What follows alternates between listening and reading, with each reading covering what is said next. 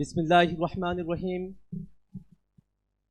বাংলাদেশ জামায়াতে ইসলামী কর্তৃক আয়োজিত আজকের এই জাতীয় সমাবেশে উপস্থিত সংগ্রামী মুসলিম জনতা, আসসালামু আলাইকুম।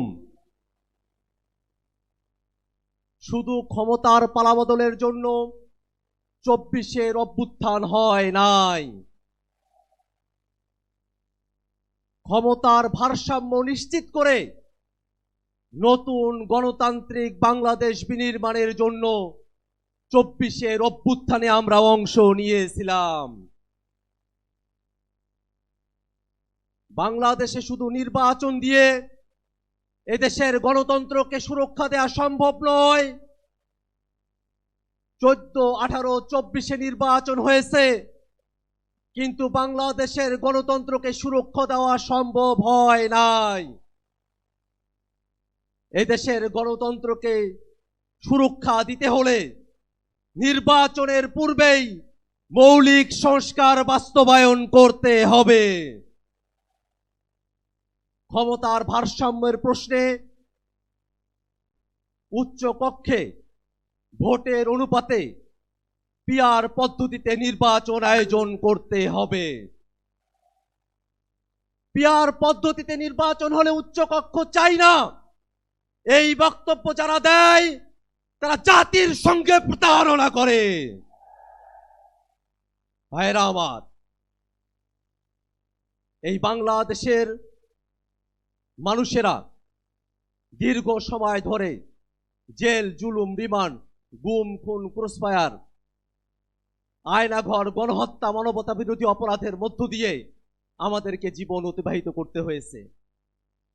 এই বাংলাদেশের মুসলমানরা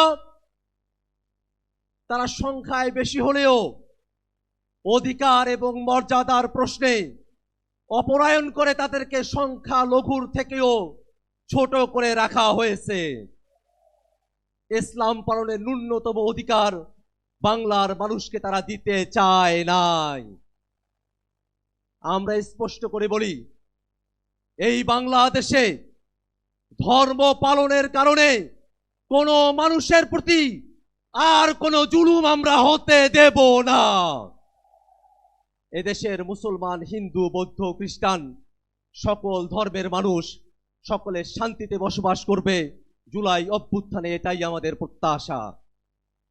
ভাইরা আমার, এই বাংলাদেশের মানুষের উপরে আওয়ামী লীগ এবং তার দোসরেরা যে গণহত্যা এবং মানবতা বিরোধী অপরাধ সংগঠিত করেছে, সেটাকে যদি বিচারের আওতায় না নিয়ে আসা হয়, 24-এর শহীদদের সঙ্গে বেঈমানি করা হবে।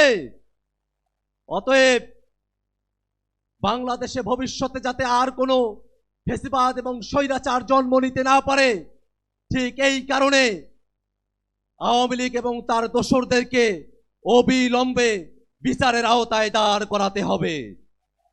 ভাইরা আমার, বাংলাদেশে জাতিসংঘের মানবাধিকার কমিশনের অফিস হবে।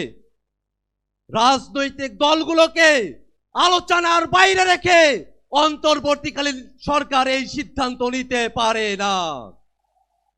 ভাইরা আমার, জুলাই সনদ এবং জুলাই ঘোষণাপত্র নিছক কোনো ইতিহাসের দলিল না হয়ে বাংলাদেশের মানুষের মুক্তির সনদ সেখানে লিপিবদ্ধ থাকতে হবে। মৌলিক সংস্কারের ভিত্তিতে জুলাই সনদ প্রণয়ন করে সেটাকে সুরক্ষা দিয়ে বাস্তবায়নের জন্য লিগ্যাল ফ্রেমওয়ার্ক অর্ডারের মধ্য দিয়ে এলএফএ করে সেটাকে বাস্তবায়ন করতে হবে।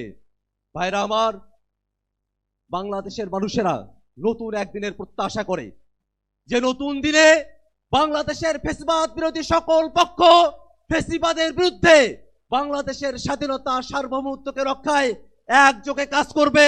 এই আহ্বান জানিয়ে জাতীয় নাগরিক পার্টি এনসিপির তরফ থেকে আপনাদেরকে শুভেচ্ছা জানিয়ে আমি আমার বক্তব্য শেষ করছি। ইনকিলাব জিন্দাবাদ। আসসালামু আলাইকুম ওয়া রাহমাতুল্লাহ। সংগ্রামী সাথী ও বন্ধুগণ,